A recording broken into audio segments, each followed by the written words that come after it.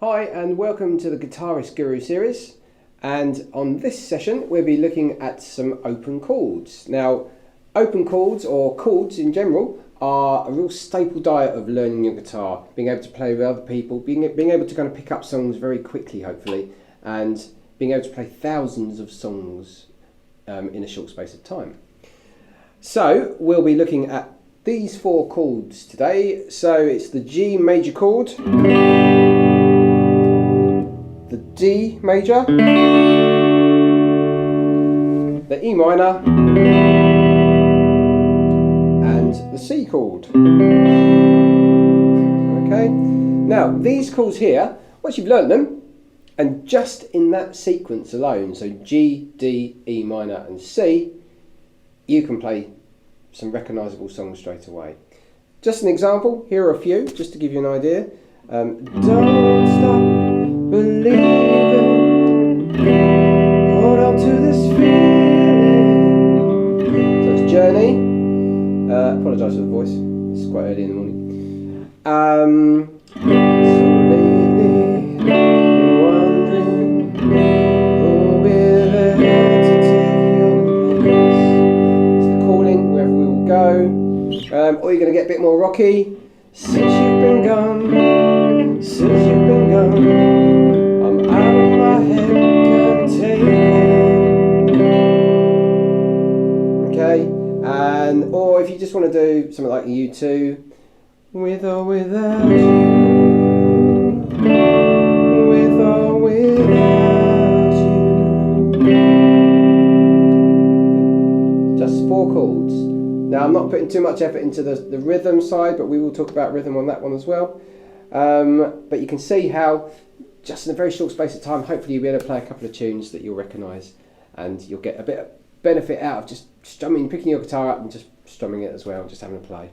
So let's have a look in a little bit more detail. We're going to do close-ups on this as well, just to make life a little bit easier. Right, let's start with your first chord here, which is your G major. So I'm going to be using 3 fingers here, so 1, 2 and 3 here.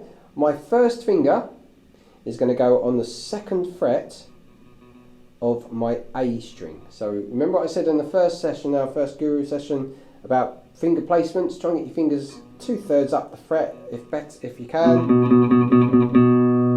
in that sequence there. Alright, so that's your first finger there. Your second finger, you're going to just pop onto the 3rd fret of the E string. Okay, so you put those together, you just pick them individually. Now with this hand here, all I'm doing is using a pick. Now you can use your fingers if you like, but we will talk about pick techniques and pick action as we go on through our sessions. But I'm not really fussed about how you do it today. It's just getting a sound. So if you want to use your thumb just to go down the strings like that, great, that's not a problem. If you want to use your hand, strum it using your nails, using your fingers, or if you want to use a pick, any way, shape you want to do that. We'll worry about that, let's say, at a later date. Okay, so back to this hand here. So we've got 1, 2, 3, 4. And all I'm going to do, first of all, is just kind of play down. Now we're going to start off with 2 fingers, but I will be using our 3rd finger as well. But just to making sure that these 2 fingers here are independent of each other. Now what I mean by that is, if you put your first finger, as you say, you've got it on here on the 2nd fret of the A, you want to make sure that it's not touching the string underneath. Now what I mean by that is, if it is, okay, it means it's kind of touching the D string. You want to try and avoid that, and try and really get it on those tiptoes. Remember I mentioned about the tiptoes before. Arch your fingers right over, so you can get a nice clean sound here. It's going to take a bit of practice, so I don't expect you to be able to pick this up overnight if you've never done this before, but just persevere with it. Remember your thumb. If your thumb is too high, actually your hand gets dragged down, right? Which means that you're going to get caught on some of those strings as well. You don't want that. So just bring your hand underneath. Shake your hand off. You might feel that you're getting a little bit tense with it. It happens. Your shoulders get a little bit tense as well. So you just want to just relax on it, shake your hand off, and then bring it back to the position again. So let's carry on with the chord. So we've got first finger on the 2nd fret of the A string, second finger on the third fret of the E, the low E string, and now our third finger is going to really drop right down to the bottom here, and that's going to go on to the high E string at the third fret. Okay, so put that down there. So what we've got here, if I strum them all together, is our G chord, all being well. Remember what I said about the fretting sound? If your hand's too flat, your fingers might be getting caught on the underside of these strings here. So really trying to arch them up. The G chord is probably the hardest chord here because it's a bit of a stretch. Alright. Okay. D chord. So let's go to D chord. So the way I tend to look at chords is I like to visualize them as shapes. So when I play a D chord, the way this works is my first finger goes on, now it's on the G string here, okay, and it's at the second fret, and you'll see what I mean about shape in a second here, but that's my second fret with my first finger. My second finger will go on the high E string at the second fret again, so this time we've got two fingers on there. Okay, try and push them up as far as you can in the frets without going too far into the third fret, for example. You just want to keep it there. And then the third finger is going to go in between the two on the third fret of the B string. So if you were to do a dot to dot on these fingers, I would say it's like a triangle turned on its side. And you'll see the chord shapes come up in a minute, and you'll see what I mean by that, by the chords that come up on the screen, just to help you here. Alright, so that is your D chord. Now when you play this D chord, you don't actually strum all of the strings. You strum everything from the D string, so from these four strings here, okay? So you just strum it.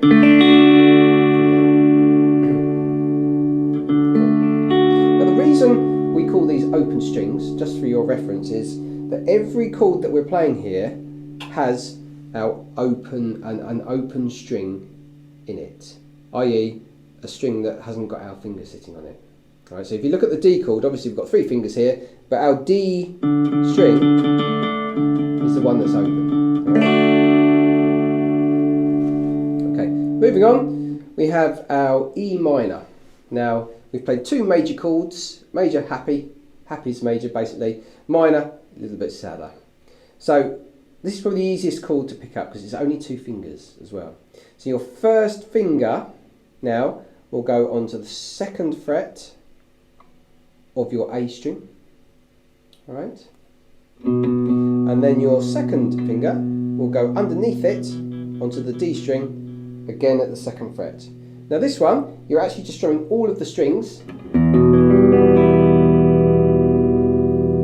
Very kind of deepy, moody chord, that one. And that is called the E minor. Again, try and get those fingers on tiptoes. If they're too flat, they'll catch underneath. Okay. Right. And then the last chord in our sequence is the C chords, the C major.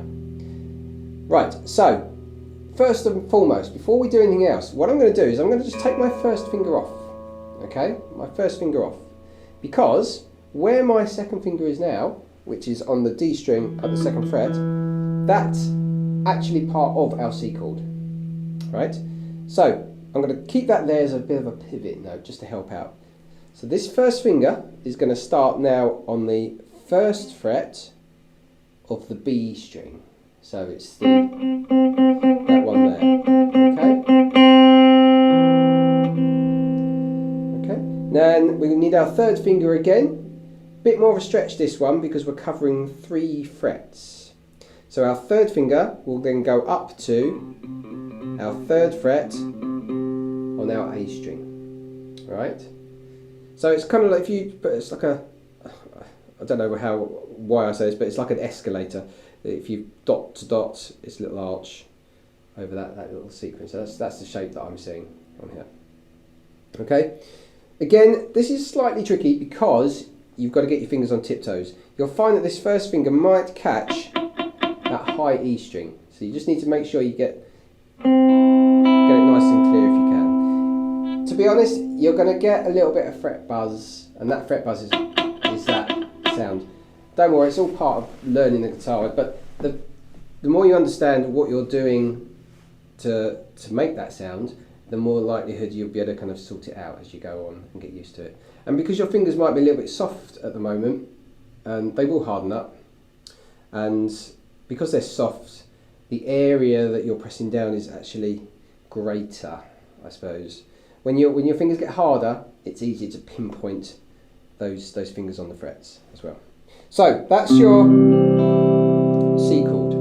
Now, if I go back to the beginning, and what I'm going to do here is I'm going to kind of piece them together in a nice slow way, and you can see what I mean by certain chords fit nicely together, and it makes life a little bit easier. One of the quickest ways to kind of learn your chord changes is by sometimes keeping fingers on the guitar as you change. Now that works in the case of playing E minor into a C chord, because I'm using that finger, my second finger, as a pivot finger. Okay, which is great. So if you've got those two chords together, it works quite nicely. Obviously it doesn't always work with every chord because they don't always join as a large dot to dot. Okay, but let's just try and put them together. So we got our G chord, which is the first one up here. Now, when I'm going to play it in this sequence, I'm going to go from G to D to E minor to C. Right? So by doing this, I'm going to keep some fingers till last, till I move. So for example, I'm going to go from G, right, and then I'm going to take the fingers off, but I'm going to keep my third finger just grounded on the guitar, just as a balance, until I get my fingers into my D chord, okay? And then I'm going to move that finger. By doing that, I use it as a bit of a pivot chord, okay? Right? So that take a little bit of practice, but do it nice and slow. We'll get onto that in a second. And then the next is the E minor. So if from D to my E minor, what I'm just going to keep now that third finger on the guitar just until I've got those two fingers on the E minor chord, and then I'm going to take it off. Okay. Right, and then the final chord is the C. I'm going to keep that finger on the guitar as I change. And that gives me a little pivot note there. So from the E minor, I find that just makes life just a little bit easier by doing that. Alright? Okay. So you put them together. So as a good practice, I always recommend sticking to a time. So you have your own timing. When music is normally done to time, unless you're playing really obscure jazz or fusion or something that's just a bit avant-garde. But what I mean by that is if I count 1, 2, 3, 4. There's 4 beats in a musical bar for this. So I'm going to play it something like this. I'm going to start with my G chord. I'm going to go 1, 2, 3, 4. Then I'm going to change to the D. 2, 3, 4. Into the E minor. 2, 3, 4. 2, 3, 4. Now obviously I'm quite used to changing my chords, so the time that it takes me to change from one chord to another is very quick. But I've also been a beginner, and I've also known the struggle of changing the chords and getting your fingers into those positions. Now the thing is, it's what we call muscle memory. Your fingers will suddenly get used to it. The more you play, obviously, the more you get used to something, your fingers become more familiar. It's the same with this as well. So you need to push your left hand, your fretting hand, to move a little bit quicker automatically. So I want you to then keep the beat. So whatever you do, and this is where musicians, when they practice, A lot of musicians will use a metronome or a drum beat, something that just keeps the time constant in the background so they're aware of the musical changes, the timing changes. So you can do this with yourself, and you know, you can go online, you can get a kind of a free metronome. All it is just a click track. It's just that kind of constant click track. But by just using that as a practice aid, it will help you push your playing a little bit quicker and get your fingers and your muscle memory in your fingers to work a little bit better as well. So what do I mean by this? Right, I'm gonna, that's my phone, it's typical, isn't it? I'm gonna do this. So what I'm gonna do here is I'm gonna play the G for 1, 2, 3, 4. Now the time that it changes, the time it takes me to change between those chords, I've got 3 beats technically. So it's going to go like this. It's going to go 1, 2, 3, 4, 1, 2, 3, 4, 1, 2, 3, 4, 1, 2, 3, 4. So what that's actually then doing is giving me a little bit of breathing space to get those chords to get the chords, well, get the fingers into the right chord position. Now what you do, once you've practiced that a couple of times, you notice you've got 3 beats, and you know, timing wise depends how fast you want to do it, but make sure that you get your fingers as much as you possibly can ready for the next bar, so the bar of music. So every time you get back to 1, you should be on that chord ready to play. All right. And then once you've done that, you can practice it and just get the speed up. So this time then you can go, right, well, I'm going to play G, but I'm going to play it for 2, I'm going to strum it for 2 beats. And then I'm going to have a 2-beat rest, i.e. the time it takes me to change, give me a little bit of time to change those chords. So for example, it goes 1, 2, 3, 4, 1, 2, 3, 4, 1, 2, 4, and 1, 2, 3, 4. And then just get used to kind of going around in that circuit there. I would just say, just keep practicing with that. Chords, once you get your head around the chords and once you get your fingers moving in the positions, your life becomes much more enjoyable as a guitarist, because you can start getting some recognisable sounds in your guitar players. Just getting used to going through the chords, just working, even doing without strumming sometimes. Just going to sit there, and maybe if you're sitting watching TV, you know, you don't have to have your guitar plugged in if you've got an electric guitar or whatever. Just sit there and just get your fingers used to it. You know, it's all good practice. It's all good practice. Good. Anyway, I hope that helps, and I will see you on our next session. Enjoy.